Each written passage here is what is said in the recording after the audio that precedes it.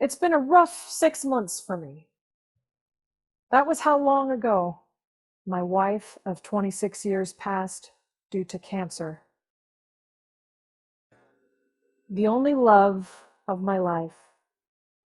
We were together since grade school. Always my best friend. It was her greatest worry that I could not live well without her. And she was right. Oh, our daughter was a godsend, but she had her own life to lead, and I wouldn't think of her spending time to mend mine. I spent the last 6 months buried in work, not because I liked it, but it eased the pain and loneliness. Now, I've retired, and the time goes by ever so slowly. I sold the house we lived in and bought a condo, first to live smaller, and second, I did not want work or worries like painting or mowing. I had a pension, savings, no bills, and a new car, everything we all strive for, except the being alone part. Friends tried to help, though in those cases I was not overly receptive. The couples we knew together now made me feel uneasy as they still had one another, and I did not.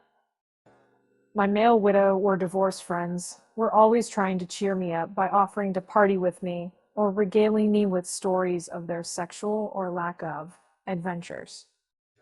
But the worst were the women friends of my late life. If they were divorced or widowed themselves, it came across as them trying to make me the next conquest. Oh, it would start simply enough. When we drop off a casserole, you're probably eating lousy. Or stop by for a full homemade dinner. Or maybe we can go out and reminisce. The last thing I wanted was to go over stories of my wife with other people. It was way too personal and painful. My one and only true friend was my daughter. Together with my wife, we were a triad. Strong. When we were arm in arm in every way. She lived with my wife and me for the final year of her existence, and without her help, I would not have survived. She reminded me so much of my life. The way she walked and presented herself, her looks, even her attitude on life. If it makes you stumble, you just get up again. I was different. I moted and fretted over little things. I made mountains out of molehills. In other words, mostly the complete opposite of my girls. My wife's illness sapped us both. I noticed the aging of my daughter, who looked 10 years older than she was. The forfeiture of her time in life, no dating, a lesser job for better hours near home. So, when my wife did die, it was for my daughter's benefit that I told her to go on with her life, even though she wanted to stay and help me regain my balance. When I was finally alone, I decided to sort out the boxes of my wife's stuff before my move. My daughter had done the heavy lifting, which is the clothes, jewelry, and such. What I had were the knick-knack stuff. One accumulates over time.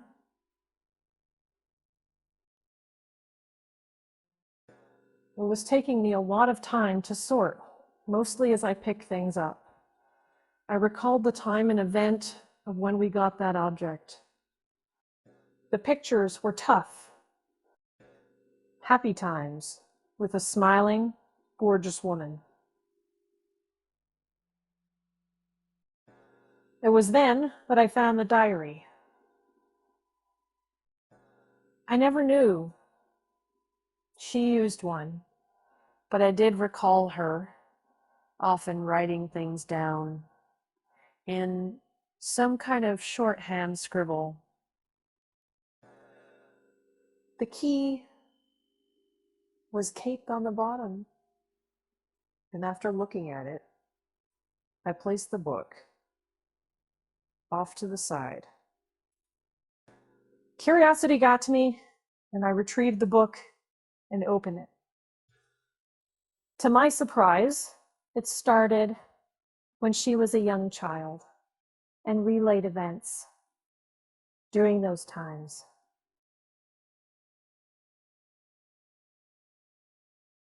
Family holidays, vacations, birthdays, etc.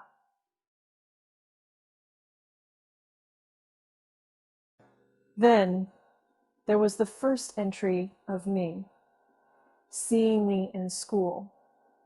How cute I was, and how she planned to drop her books in front of me, so I would pick them up and walk. Tears started to fall with the memory. I read her comments up through high school and college, many, including me, before I put the book up for the night. I continued the next morning going through stuff and didn't read the diary for the next several days. I started it in where I left off. We finished school and both got jobs and married. Her job was with an insurance firm that doesn't exist anymore, but she did have various entries in there. Mostly were of the friends she made and some reference to her work. One notation was, however, somewhat odd. She described a male employee flirting as well as harassing her. This continued till she quit the firm, which was also the time she became pregnant. Turning to the next page, a folded piece of paper fell out, which I retrieved from the floor. Opening it up and reading for the first time, my breath and heart rate became rapid. The paper was from a lab which had her name, my name, as well as our daughter's DNA profiles. Getting through some of the jargon, it was apparent that the DNAs did not match. It became obviously clear that my daughter and wife were blood related, but the sperm was of unknown origin. I was not the birth father. The diary and note fell to the ground. I was in complete shock as this information sunk in. A major part of my life was a lie. My wife had cheated and lied to me, even taking it to the grave. How could someone do that to a person you love? At this point, I was physically sick and rushed into the bathroom to vomit. Feeling somewhat better, I went back into the room, picked up the note and book, and placed it on the chest of drawers. I quickly left the room and closed the door behind me. Hitting the liquor cabinet, I poured myself a tall glass of Jack. Chugging it down, it was rapidly followed by one and then another. My mind was in constant turmoil, and I felt like my world, as well as my memories, were under attack. Never once did my wife ever hint that our daughter was not mine, or that she had anyone else in her life at that time. Trying to quell my anger, I went back into the room with the diary to see if there was, or could be, an explanation to this emotional crisis. Reading further along, it was becoming evident that this was a dark chapter in my life's. She got pregnant. She knew it was not mine. Should she terminate? Should she go to term and adopt out? These were all spelled out in her journal. None of these words subjugated my anger. It just solidified my belief that I never really knew this woman at all. Turning more pages while reading further, I received another jolt. There on the page was the explanation. While working in the insurance firm, the man that had been pestering her had requested her to stay late one night to complete a project. When all were gone, he came on to her. She rejected him. He became angry, and he raped her. Upon reading that, my anger dissipated and was replaced by remorse and pain for my life. She was a compassionate woman, and after the rape, when the man apologized and how it would hurt his family, she told him she would not report it if he would just leave her alone. The pages just dripped of her violation and how, or could she even tell me?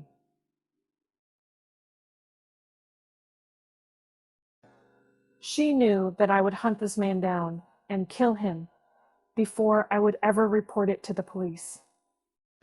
She feared for our relationship as well as for my understanding for not reporting it. She detailed that whatever decision she would make would be rooted in love, both for the child and me. I did get a sense of relief when reading further. The man who raped her committed suicide a month later. She had not informed him of the pregnancy. The official view of the office was that he had emotional issues as well as financial ones.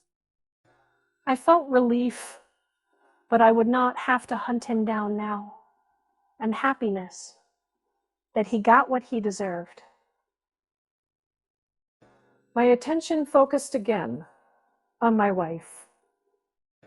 Her journal revealed her struggles to what and how to do things. She wrote of taking painkillers and sleeping pills, all in a feeble try to help her cope. Thinking back to those times, I have thought that she struggled with the loss of her job and the unexpected pregnancy were playing havoc with her hormones. She had an extended period where she just wasn't herself. She did, however, seem pleased with my joy. We spoke often of children and how we felt we would be excellent parents.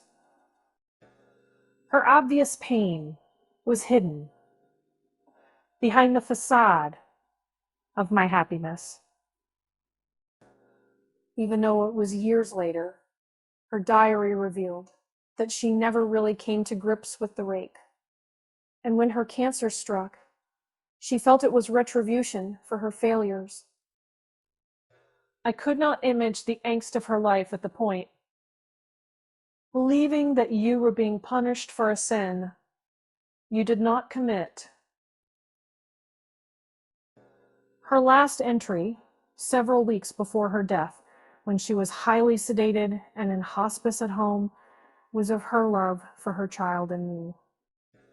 How without our help and love Suicide was always in her mind, and only our belief in her sustained her from this bitter ending. She also made a reference to dispose of her diary so that its contents remained secure. I replaced the diary in the box I first discovered it in.